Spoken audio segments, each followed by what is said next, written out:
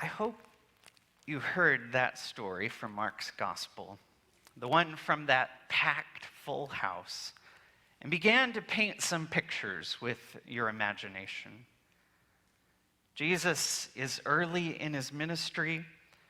He's been traveling, drawing a great deal of attention, and the word has made it around that he has finally returned home.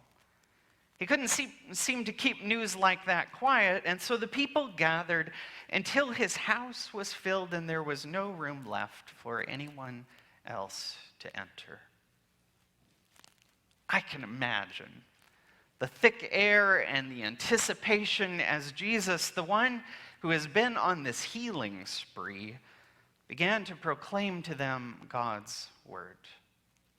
I suspect even those of us who are not quite as keen on tight spaces and being within tight spaces may have even forgotten the concern as Jesus began to share with them words of life, a vision of God's good kingdom. But it's what happened as all of that is going on that really invites us to imagine what happened that day.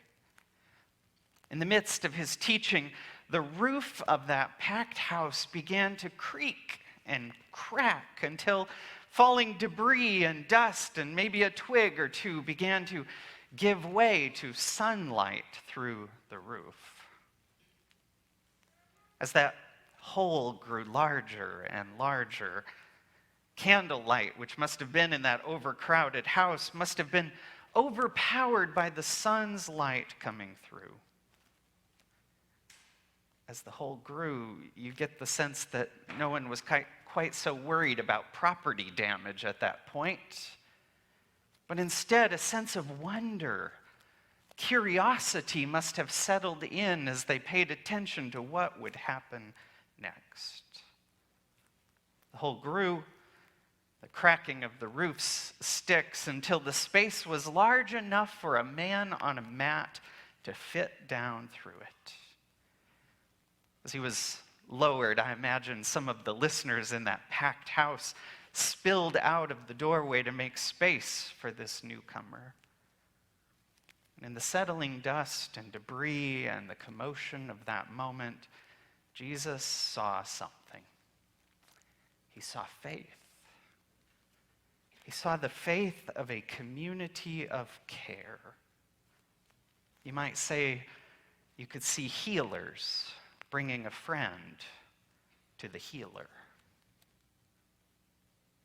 Of course, as with most of what Jesus did, not everyone appreciated it, especially the ones who enjoyed the authority that they liked to claim over God's mercies. Nonetheless, Jesus forgave sins and healed the body of the man who had been lowered down through the roof.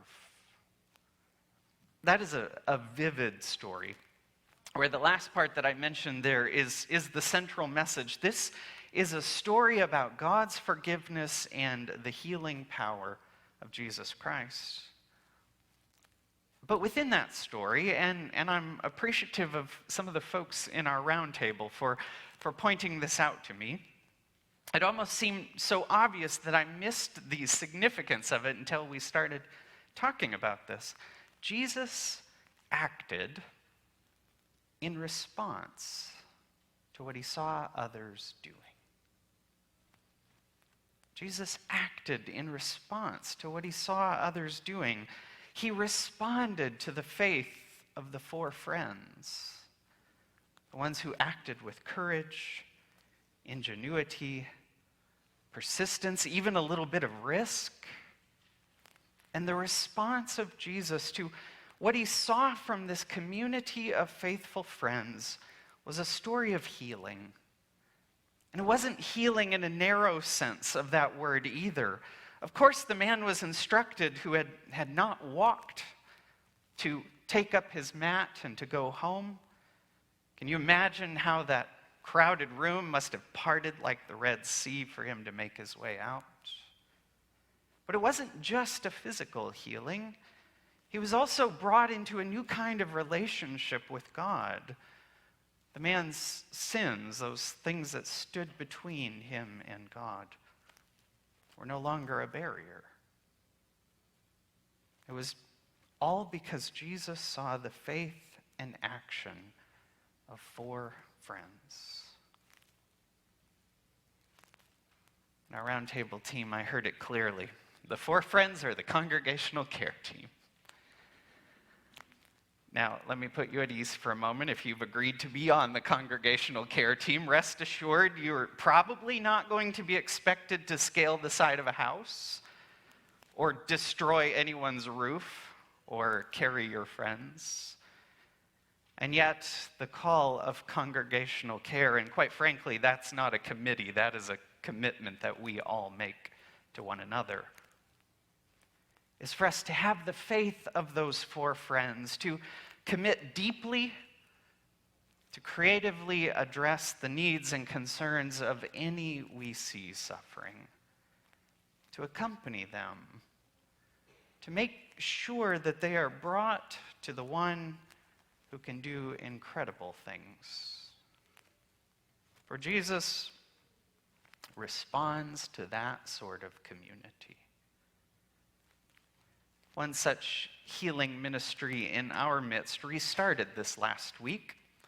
Pandemic, as with many other things, put it on hold. But this last Tuesday, our Connections ministry, led by Cindy and Tom McKee, is doing profound work addressing the needs of 7 individuals who are in the early stages of dementia. They meet, or will continue to meet, each Tuesday from morning till afternoon. They offer quality programming and activities. They always find a good reason to laugh, and there's a lot of song that is sung there. They share meals and fellowship, and through it all, this beautiful ministry is addressing concerns of those with dementia, as well as providing an opportunity for caregivers to receive a bit of reprieve from the heavy responsibilities of caring for a loved one. A ministry like that began, 5 or 6 years ago. I think we started talking about this, but it developed out of a deep need and a dream. At that time, Dave and Judy Mather were serving on a board with the Mercy Caregivers Center. And they were asking themselves a really good question. How do we move the care for those who have dementia out into our community? As they talked, churches seemed like a natural connection for Mercy's Caregivers Center.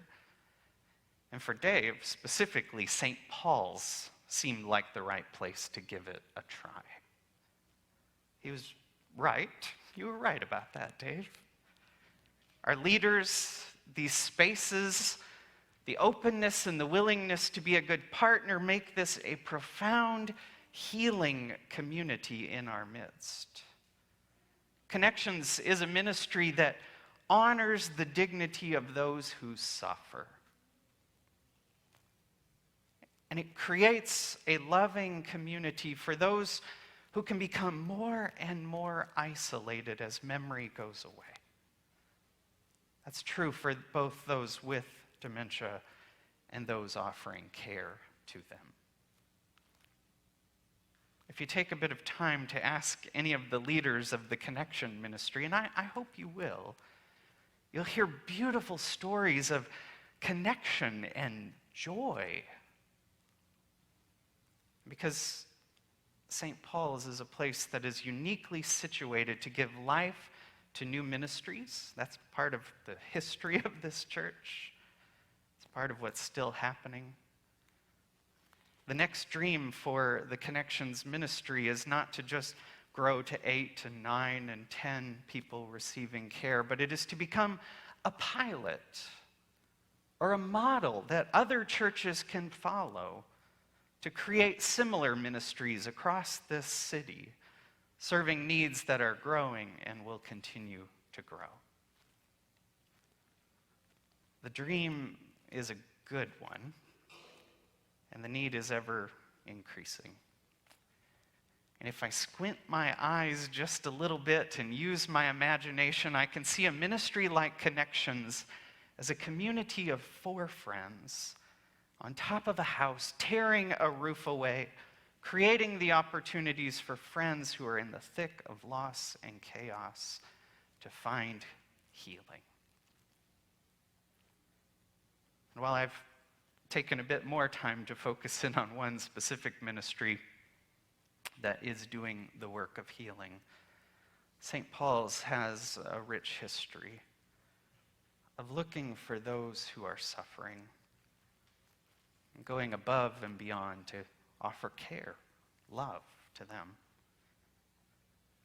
I need only mention a natural disaster in recent memory, and there are abundant stories of you all showing up, whether after a flood or another but little bit smaller flood or pandemic or derecho. This is a community that responds to suffering by being healers who bring people to the healer.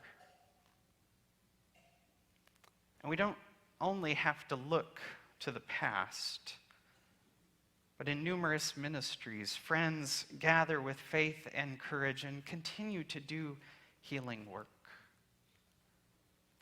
As we stand in this moment and we look forward to the future, we have spent the last several months listening, taking stock of who we are as a congregation, and what we heard through extensive one-to-one conversations is that we are aware of more healing work to be done. As we listened to you and then we sought to discern in multiple ways what we had heard, we found 4 specific areas, and I think they're things that tie back in our history, and they're things we have gifts for here and now, and they're things that bring about the work of healing in the world. You all said we need to grow through vibrant ministries with children, youth, and families. It was a gift to see children here this morning. We said we need to resist injustice by doing the work of justice. We said we need to open ourselves to be a place of ever-increasing inclusion and belonging. And we said that we need to work to develop deeper relationships, both among us as a people and with friends we have yet to meet. If it's helpful, Brad Colton put that into a little acronym for us, GROW, G-R-O-W. And if I look with my imagination, I can start to see a clear picture emerging. Picture of a community of friends led by faith and action, being a piece of God's healing work in the world. We're asking a good question of ourselves here today. Why would I contribute, or why would I give to the church? Why does our family give? In part because as we've been here almost 7.5 years, we've known you to be a people of faith and action, who, like the friends on Jesus' roof, risk something for the good of those that we call friends. I give because I believe that as it was in the house that day, God is still capable of doing some incredible things in this world. And as it was then, many of those things will probably confound the defenders of religious decorum and those who are really happy with the status quo. But I suspect that God is still up to something that has the power to amaze the people who can recognize good news when they see it. And I believe that, as it was in Mark chapter 2, that God still responds to those who will act courageously because they're compelled by faith to do so.